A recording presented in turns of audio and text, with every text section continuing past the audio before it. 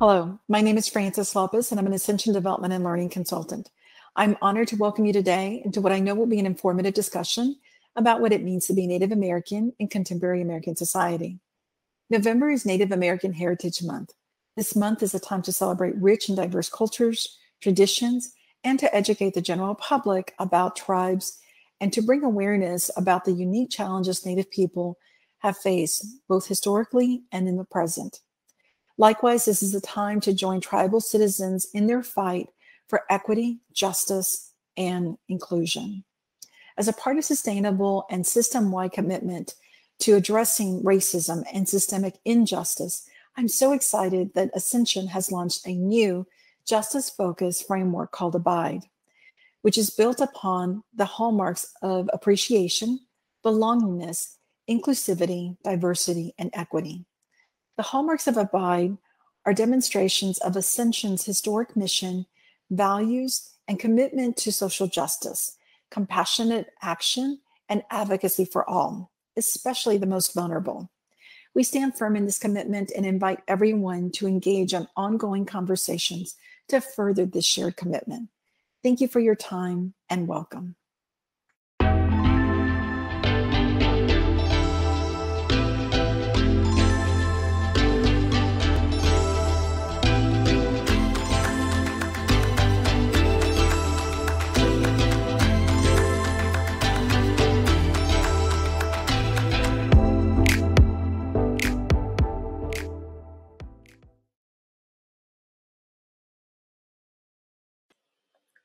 Good afternoon. I'm Courtney Bailey with Leadership Austin, and I would like to thank you for joining us today as we kick off our Engage panel series. Today's topic is, what does it mean to be Native American in contemporary American society? Now, you may have noticed we do have a new look, and this new look is to signify the merger between Austin PBS's ATX Together program and Leadership Austin's Engage panel series. We also have a new co-host. I would like to welcome Trenzio Turner with Austin PBS. Thank you, Courtney. I appreciate that. And welcome, everyone.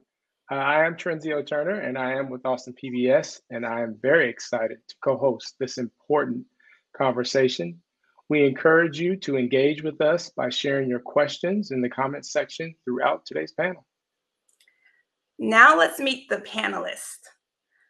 So first we have Matthew Davila.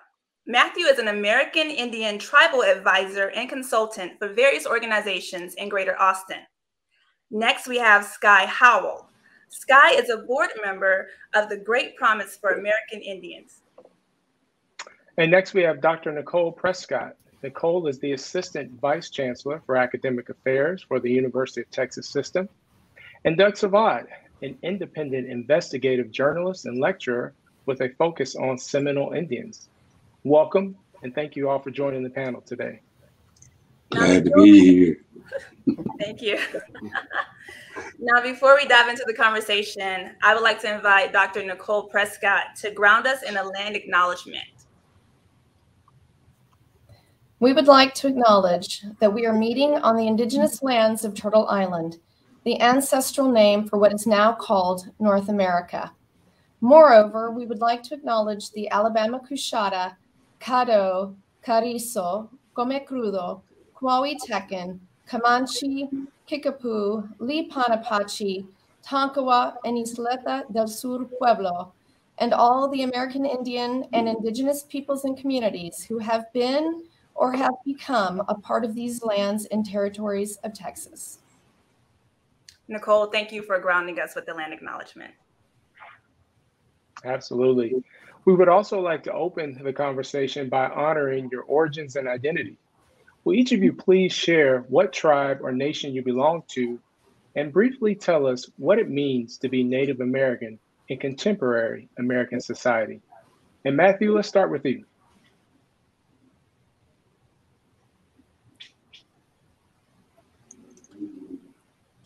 Good afternoon. My name is Matthew Davila. My Lakota name is Yahaka Ianke Luza, which is running Swift out. And I am from the Standing Rock Sioux Reservation. I've been down here in Texas, Central Texas, since 2011. And I guess what it means to me to be a Native American and an Indigenous person, it's hard to be present in today's society because we always have to prove who we are. Not all of us wear what we wear, but we try to do the best that we can. Absolutely. Thank you for that, Matthew. Sky, we'll go with you next.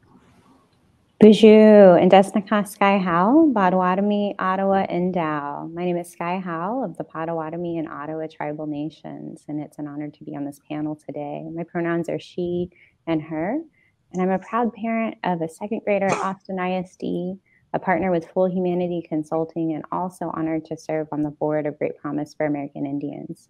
And for me, when I think about being Native, I think about as someone who was detribalized when my father was removed from our Native family and community when he was 5 years old. Being Native really means reclaiming my culture, my language, my traditions. I remember being told as a young child that I was part Indian, and that was something that people used to be ashamed of. I am proud to be able to share my culture and traditions with my son so he can be proud of who he is and honor the resilience of our ancestors. Miigwech. Thank you, Sky. Nicole? Aya cheke ewe makeke, neweta wenswiane, Nicole akala shamatawenge. Hello, all my relatives. My Miao name is Neweta, and that means she speaks. And Nicole is my English name. I'm a proud citizen of the Miami Nation of Oklahoma, or in our language, Miao tribe. In terms of what it means to me to be contemporary Native American, I want to borrow some language from Anton Truer. He's an Ojibwe scholar, and he says that Native Americans are more often imagined rather than understood, and I have to agree with him. And so I've made it part of my own professional and personal mission to elevate the profile of Native Americans and our issues and really bring that into the forefront of discussions on all sorts of topics. So happy to be here today. Thank you. Anyway. Absolutely. Thank you for sharing. Doug. Yes. Yes, sir. I understand, first of all, I am, if you want to say Tislagi, which is Cherokee on my maternal side, Creek and Seminole. Creek and Seminole basically being the same people. Growing up all of my life, I was always hearing you got Indian in you, and I didn't get any of this verified to me until in my adult life. And I got involved in a program, a project of a film project, is to be more exact. When I found out about my ancestry, especially the Choctaw, the Seminole, and the Creek portion of it. But I got into this research some over 45 years ago, wanting to know why I was running into so many other blacks that were saying that I've got Indian in me. And in this research, this is where I found that there are many of us who are called mixed bloods.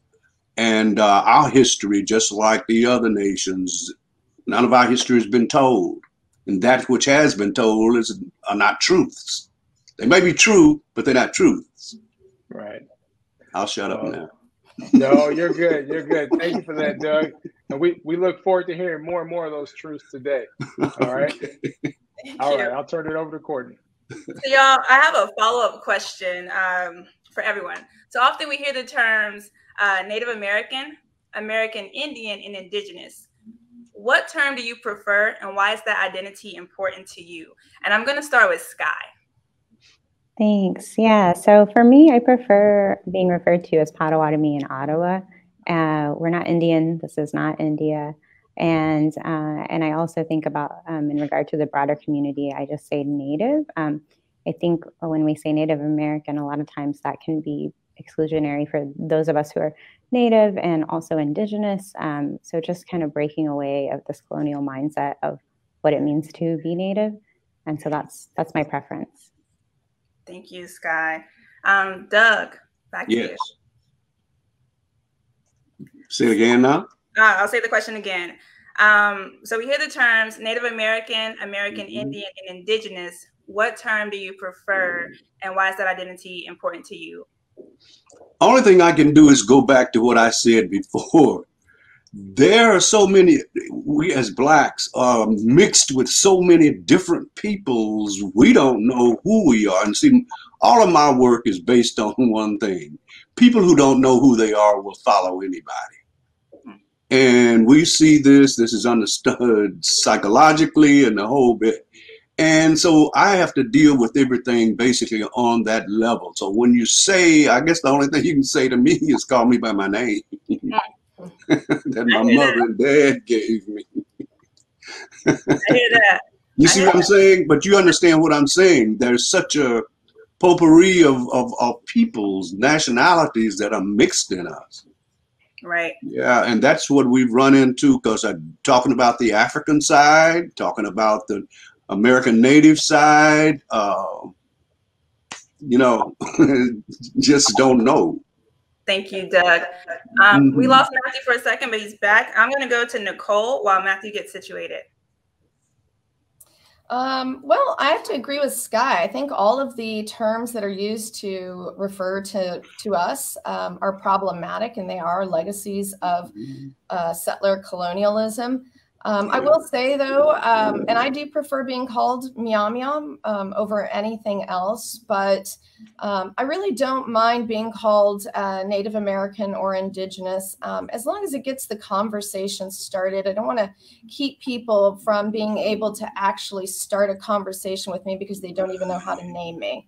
So I say, let's go with, always ask the tribal affiliation, just like we ask people their pronouns.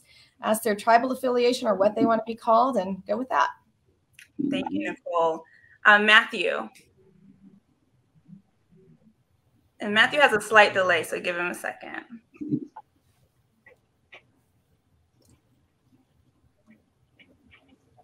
Matthew, can you hear me? Yeah, yes, I can hear you. Yeah, I guess I identify with being called Dakota, but I don't, growing up, we were always called American Indian or Indian or even Native American, and it's just those terms generalize the whole population as a whole, and we're all separate, and we all have our own identities and names. So yeah, so I guess I identify with Dakota first off. Thank you, Matthew. I appreciate you all clarifying that. Thank you. Absolutely. All right, our next question is going to be for Doug. As you know, November is Native American Heritage Month. Many will learn and celebrate the history, culture, and people of Native communities. Part of those learnings may include examining the many tribes and nations that make up Indigenous communities in this country. You explain for us, Doug, the importance of recognizing and telling the stories of individual tribes as we celebrate Native history. Well, I think it goes a little bit further than when we talk about tribes. I think we need to talk in the realm of nations. Like I said, because of cowboy movies and all of this, everybody believes that all of us are the same. When there's the differences between two nations, and which includes many tribes, each nation including many tribes, there can be a lot of variances in the cultures within those families, Right. So when we talk, like I said, it goes back to this thing again of how we are seen, and to try to explain something to somebody about it, there's no pre-knowledge within the people we're talking to for me to even build on to.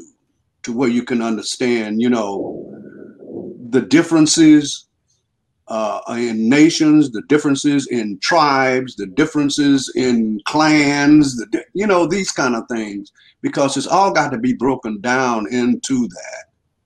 That's great. Sounds like there's a lot of layers in there that you have to get into versus just honing in on one particular. Exactly. Like I tell you, in my family, the Creeks and Seminole are all Musqueam people, or what y'all call Muskogee.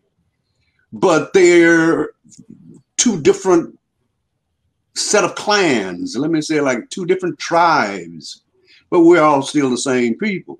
Seminoles and Creeks talk the same language. We all originally came out of Central America. Mixed blood.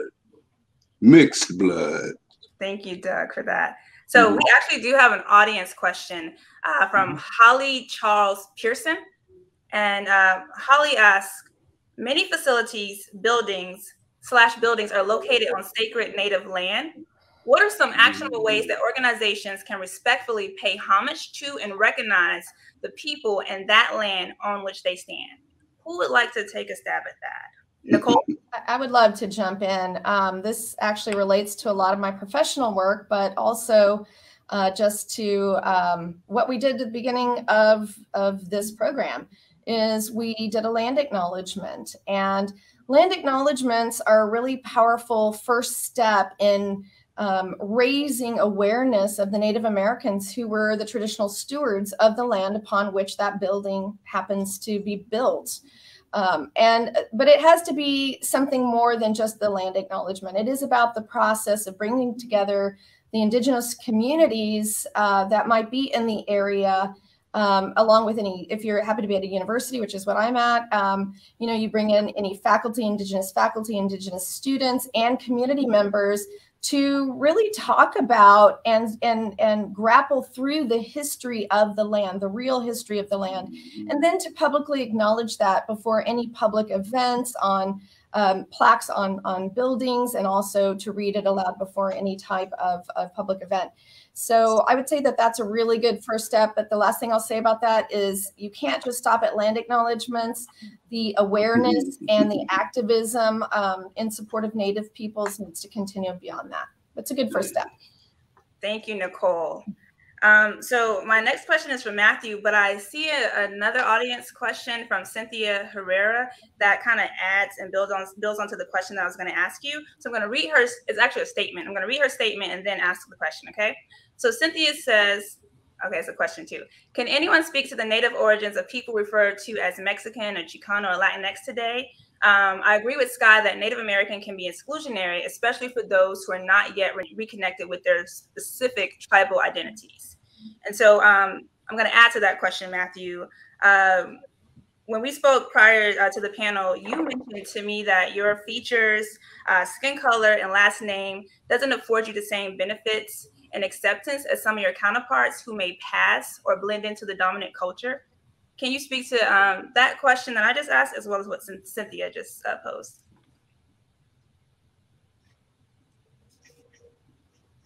Yeah. So I guess growing up, knowing where I came from and who I was, I didn't really, I couldn't fit in with some of the,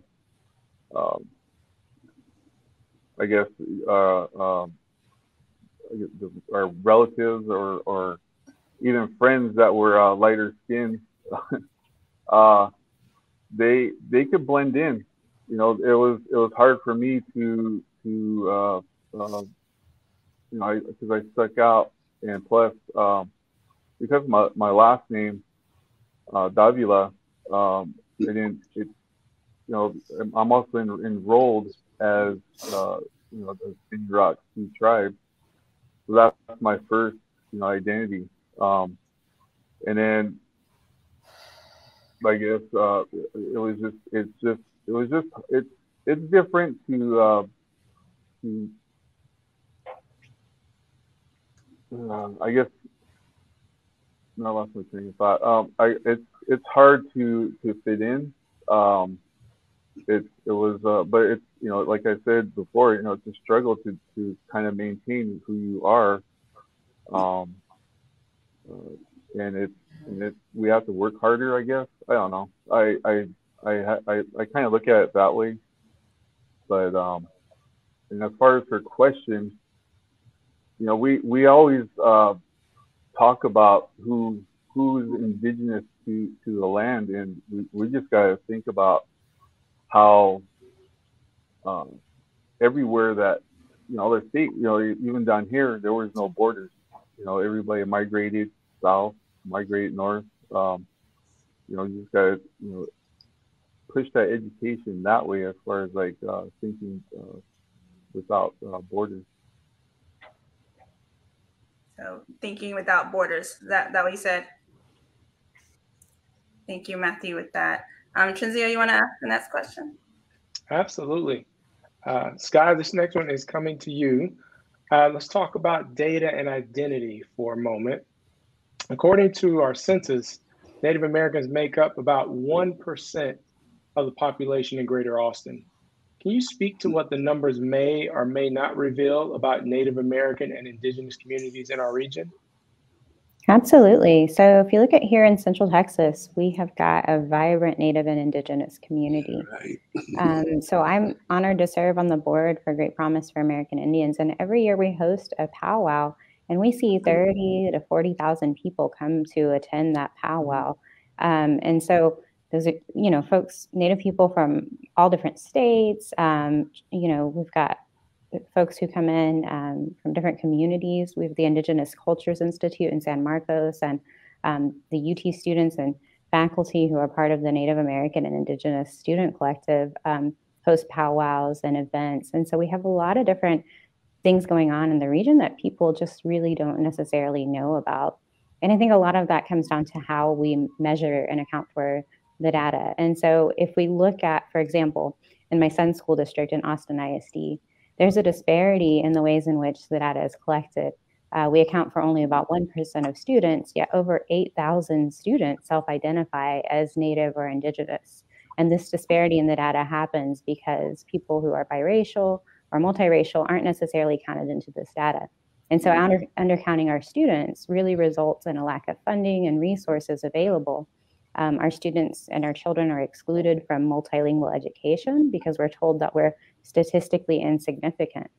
So if we look at here in Central Texas, you know, this is really impactful for us, and it's something that we have to dig into. And it's a charge that I think we have for institutions and organizations to start grappling with this and the impact for our community, because we're here, we're resilient, and we're proud. Absolutely.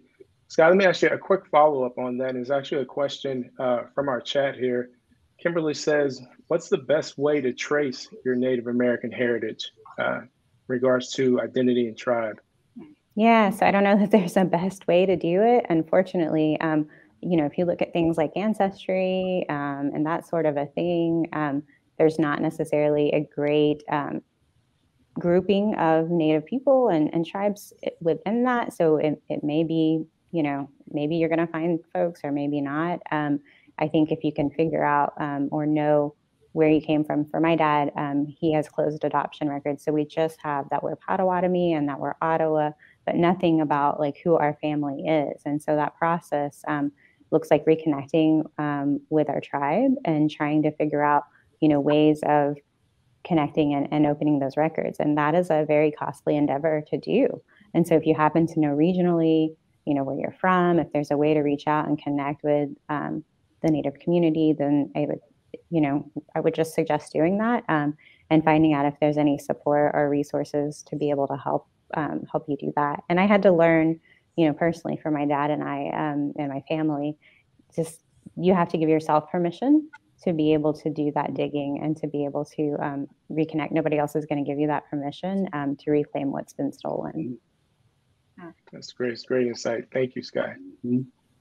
So the next question is for you, Nicole, and I want to touch on the education system. How do we revive Native American and Indigenous education in our school systems, especially given critical race theory laws? Doug? You know, education has always been a double-edged sword for Native Americans. On the one hand, it was used as a weapon of cultural assimilation, and often that weapon was quite brutal and violent, both culturally and physically. And here I'm referring to the boarding schools that many of you have probably heard about. My own family went to the boarding schools mostly up in Chilocco, which is up in Kansas. And we have family stories of the children being ripped literally from the arms of the parents and being taken off to this boarding school where their braids were cut off and they were forced to kneel on corn cobs and broom handles for speaking our language. And so really the goal was to erase Indigenous identity for them entirely. And in many cases, it worked, right? Although there are a lot of language and cultural revitalization efforts happening all throughout Indian country, frequently aided by education. And I would say that education truly might be the key to survival for us as sovereign nations, although it's still problematic. To get to the question of critical race theory, because I'm sure you thought that I was going to try to sidestep that, I think that critical race theory is generally misrepresented and misunderstood. That said, we don't need a law banning critical race theory to erase Native Americans from curriculum. We're already invisible in the curriculum, except for when you get to the chapter on colonial American history where we, pop up, we make an appearance, and then we're gone. We're erased again. And so I think that does a really great disservice to Native American students, as well as the rest of the class, quite frankly. But every population wants to see themselves represented fairly in their classrooms and in the history books. And I just don't see that particularly for Native Americans. And I think you can make that extension to a lot of historically marginalized populations. Thank you for that, Nicole. Can I say something on this? We have a problem that was started back in the 1800s when they came up with this thing about race. There's no such thing as race. There are nationalities, but we're all the same people. We all evolved from the same very first, some of you that believe in the Bible, it came from this Adam and Eve and all of this, but we're all the same people.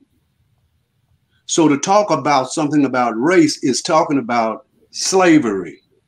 That's when the Germans developed this thing about one race being smarter than the other race.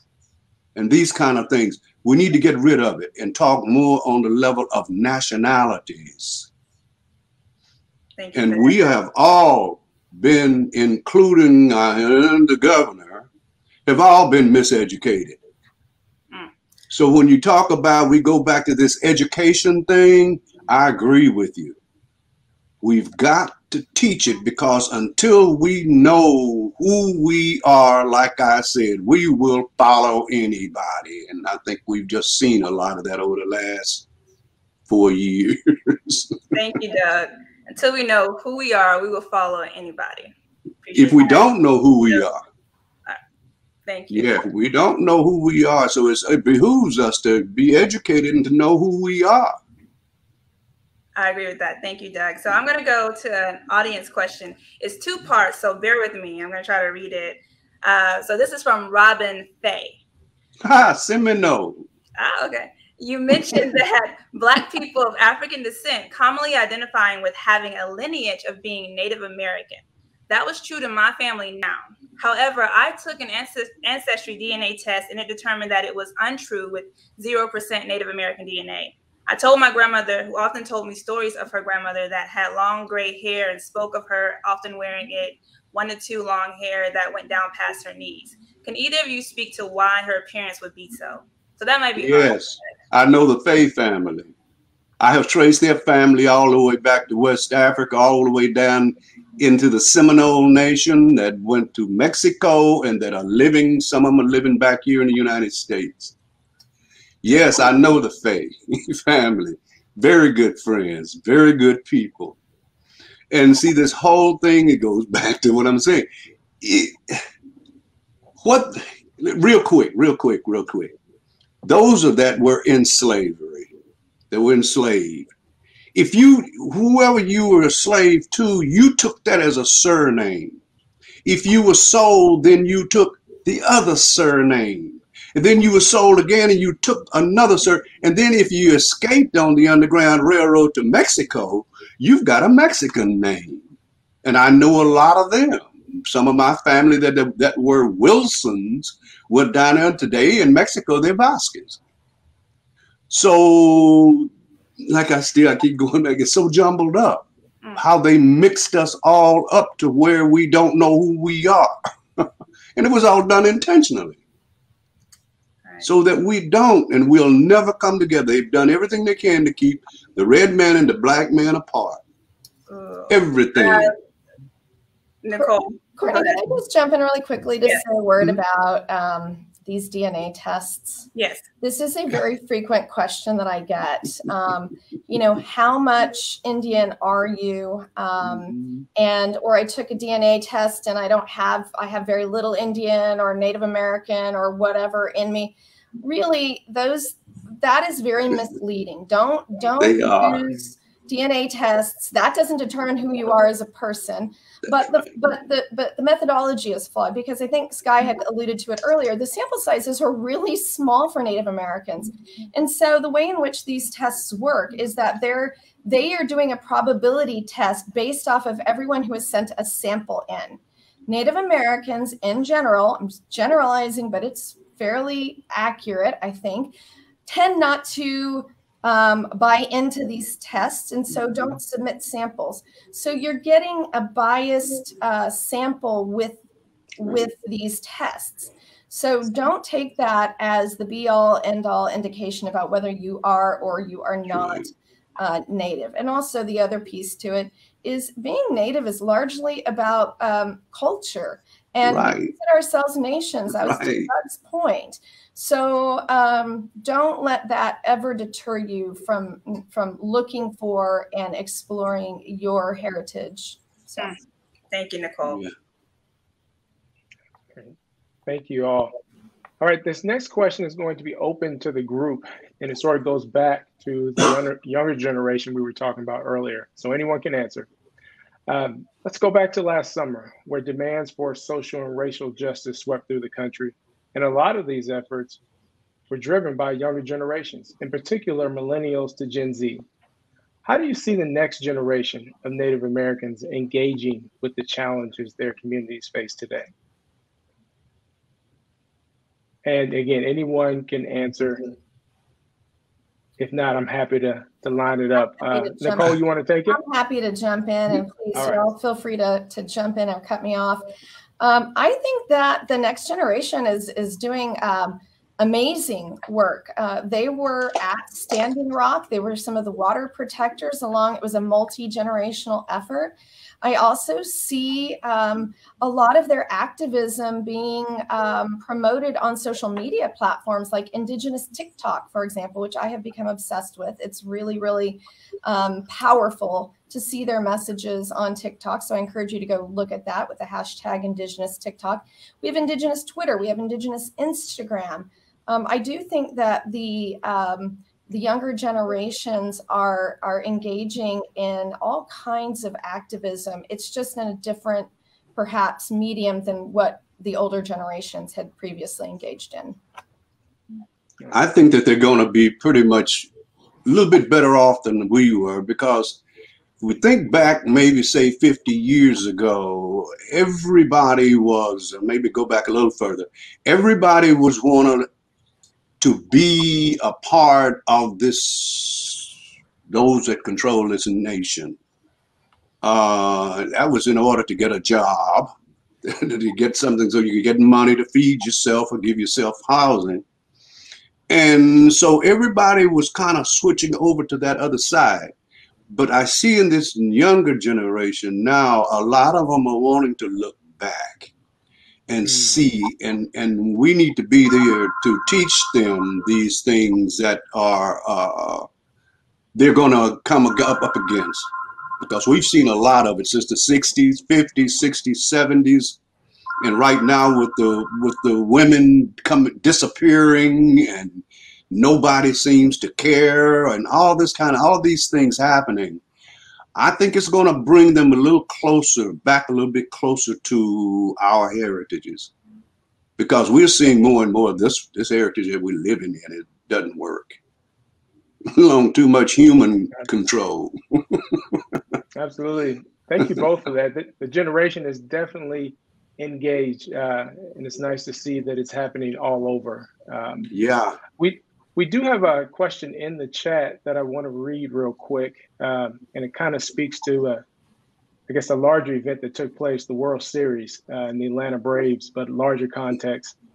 Then it's from Andy, and it says, I understand the need to get rid of, obviously, uncomplimentary mascots and names like Chief Wahoo and Redskins, but I'm confused about the desire to abolish seemingly benign names like Indians and Braves.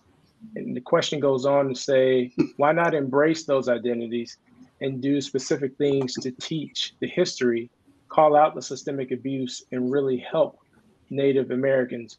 Wouldn't that be more useful than just dropping the names, encouraging people to forget? And Sky, I saw your hand pop up, so I'll point this one to you.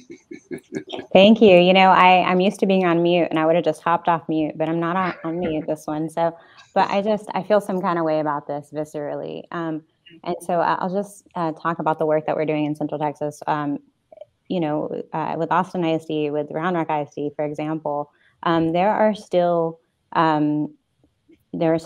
you know, schools that have these types of, and it's not like called Redskins, right? But, you know, the Westwood Warriors, for example, in Round Rock, in 2021, they have an inflatable teepee that they use in their football games, right? A teepee is sacred and ceremonial, right? And I just have to ask, right? Would we ever consider calling a school or a group, you know, the Caucasians, right? And if we wouldn't, why not, right? And so we are not your mascots. Full stop, period, end of story. Period. Well, understand too, all those terms you called off of what they call us is not what we call ourselves. Like I said, we go to this brave, that's just something out of the writers writing back in the day in the 1700s, talk about Indian braves and women squaws. But the thing is, that's so tough about this is the fact that it's what we all think and have been told about ourselves. And mixing in with this culture, we end up doing it also. So you're saying it's perpetuated? Yeah, because we don't know what to call ourselves. We don't know who we are. So we just I mean, this is the same thing with African Americans. They told us we were African Americans. That's what we call ourselves now. Before that, they called us Negroes. That's what we called ourselves then. Then they called that period, and then we call us colored. We call ourselves colored. You see where I'm coming from? It's like we're waiting for them to name us, to tell us who we are. Gotcha. Yeah. We got one more audience question, so I want to get to that one. It's from Lillian Turner. It says, Native communities have long been advocates of Black and Brown communities in our collective fight for equity. For equity, inclusion, and even our freedom and citizenship. What are some actionable ways Black and Brown communities can reciprocate that support and advocacy today? And I'm going to start with Matthew. We haven't heard from you. And again, Matthew is a little delayed, so we'll pause and let him hear the question. Yeah, I'm starting to, the signal's starting to go in and out, but I'll try to answer. I guess, lately, I guess within the recent years, I think we've been trying to, if there's a cause that's happening, I think if you gather in numbers, and you can see that in African American community, they know how to organize. They know how to you know, get together and really voice concerns and opinions. I think that if we can not necessarily ride their coattails, but just if we can organize better and help each other out without fighting against each other, work together to unify, on a single front.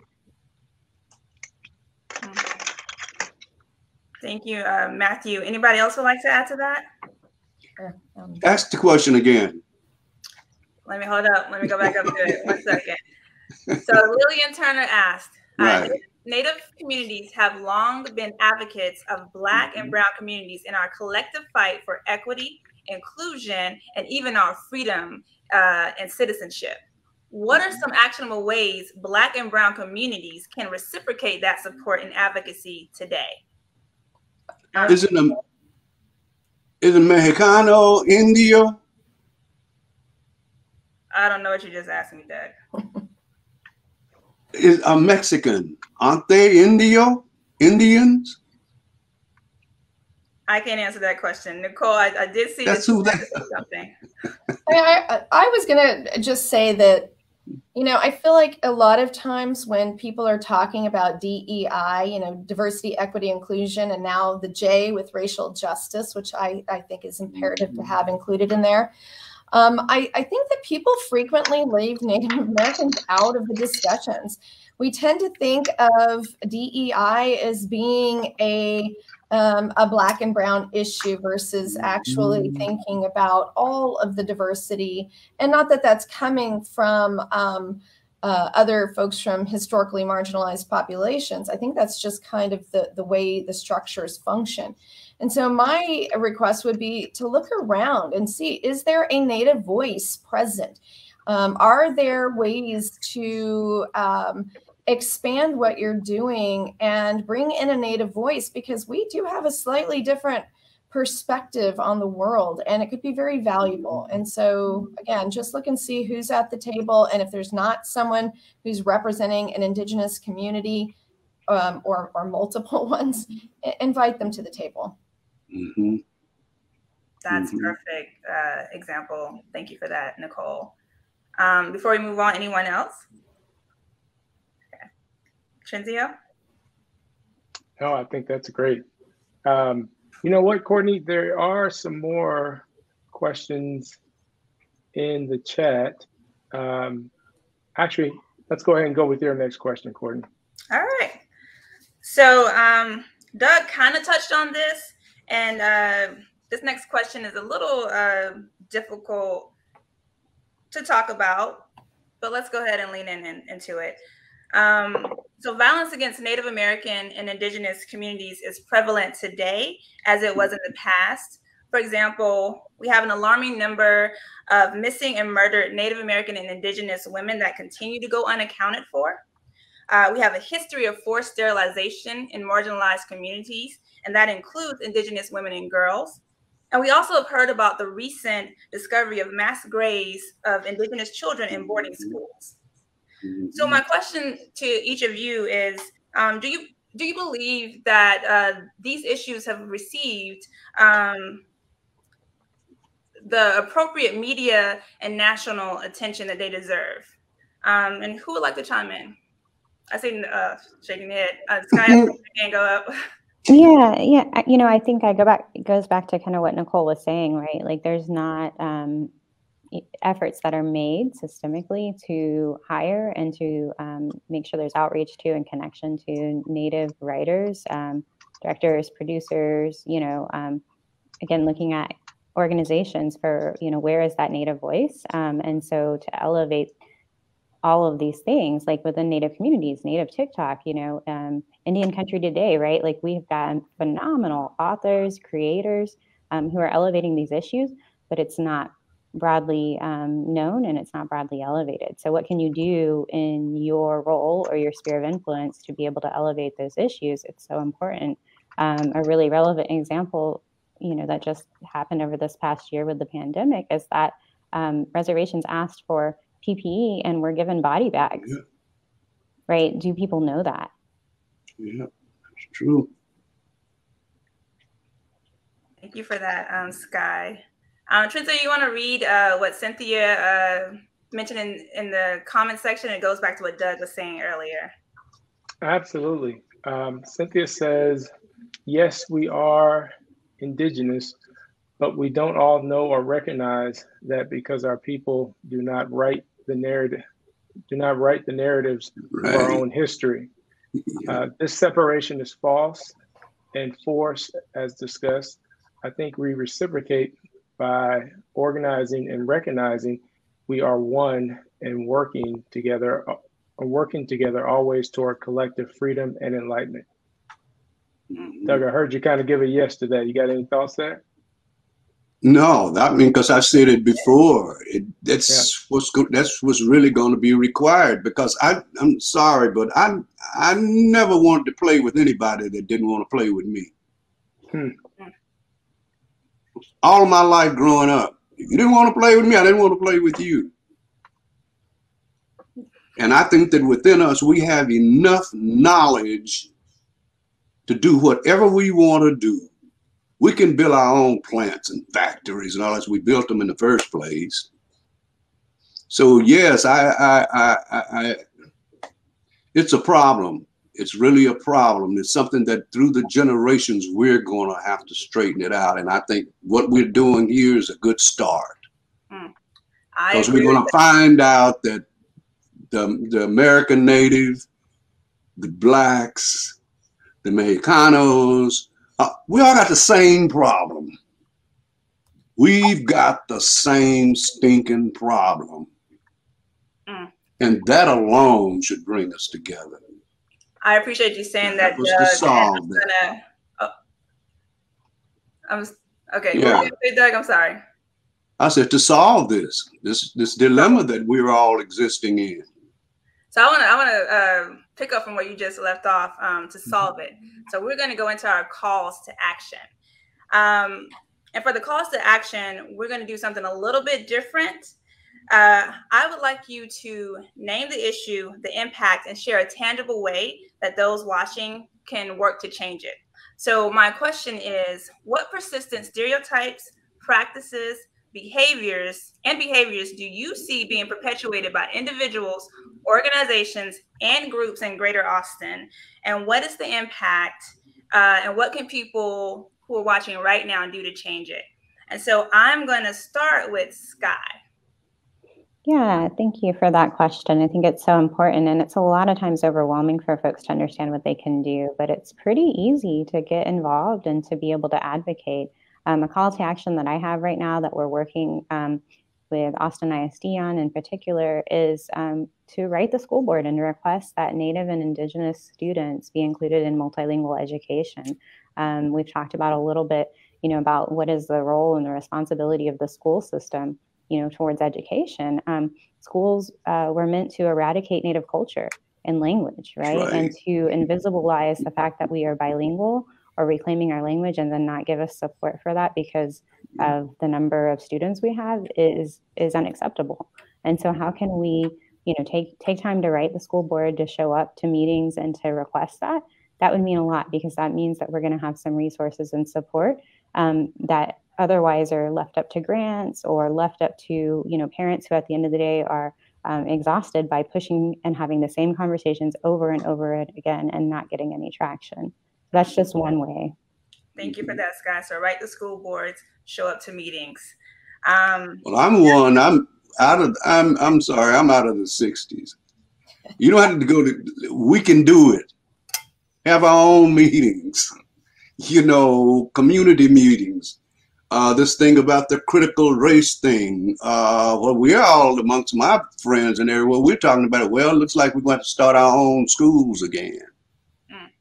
For us, by here in Austin, at one time, we had every Friday night, you went to the community center and we had somebody that would be there to teach you about ancient Egyptian history, about your history.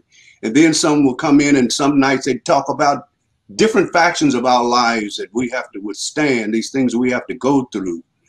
Teach us the history behind it. This was something that we did. Everybody talks about the Panthers.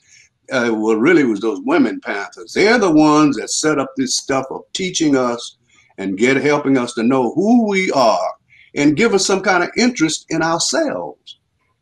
Because all they want to talk to you about is slavery. Thank you for that. They don't tell you that we ran from slavery by the hundreds every day, not every other day. We were running. You're not going to take a boy that he was the age of 8 to 12 years old, teach him to be a man and put him out there to take care of himself.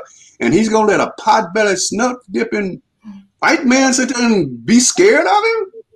Some of them say that as soon as their feet hit that sand over here, they took off running. That's who the Seminole Nation is.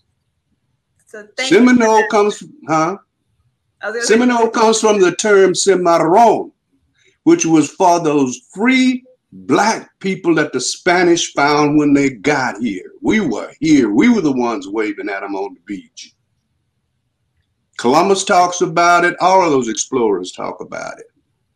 So thank you for that, Doug. What I heard you say was we don't have to wait for someone else to do it for us. We can do it for ourselves. And we're supposed to. Yeah, exactly. So I'm going to go with Matthew. Matthew, any calls to action that you would like to share?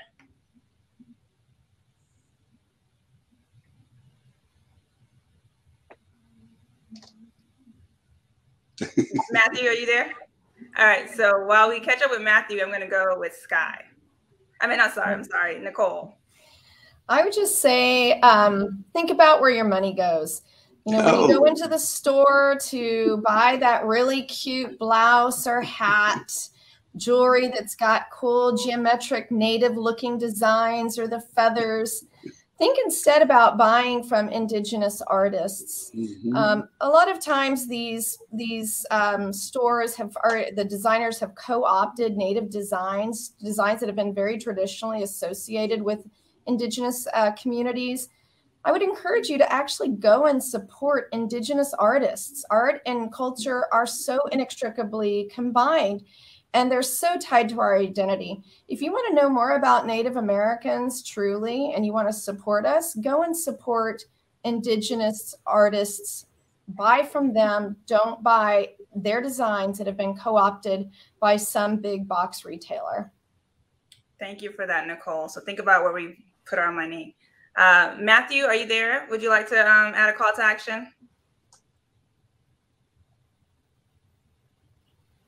Yeah, I guess thinking about all the answers that were already given, I think Nicole took mine, but I think also, you know, some of the museums nowadays, because of the NAGPRA legislation back in 1990, I think some of the museums are doing a really good job as far as like re-educating the public about who we are as Native people, to let them know that, you know, they are putting on different programs to let people know that we are still here. We're not only in museums or books, that we are alive and well and functioning in society. It's a good one, Matthew. What I'm doing in that situation is I shoot film, and we're in the middle of a production on Juan Cavallo, John Horace, a Black Seminole Indian chief who led 700 of his people out of Indian territory to Mexico, across Texas to Mexico. They're still down there to this day in Nacimiento, right outside of Musquis. So there's a lot of the history still left. It's still available. It's still available, of knowledge of a lot of this stuff. And we just need to start teaching it to one another so we know who we are.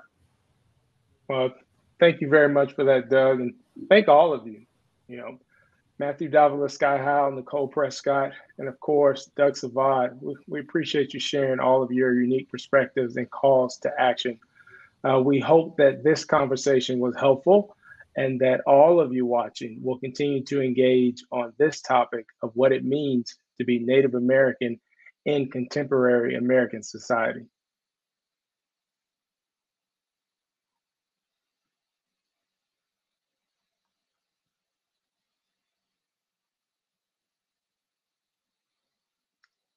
And I think my colleague Courtney might be muted on there. So there we go. You think after 20 months I would know better, right? I was going. Happens to us all. Before we close, I just want to share that our next panel will be on December 8th at 12 noon. Given recent events, we made a collective decision to change our December topic in an effort to bring attention to the recent hate crimes in our Jewish community. So we hope you can join us for that conversation. Thank you for tuning in and have a great day.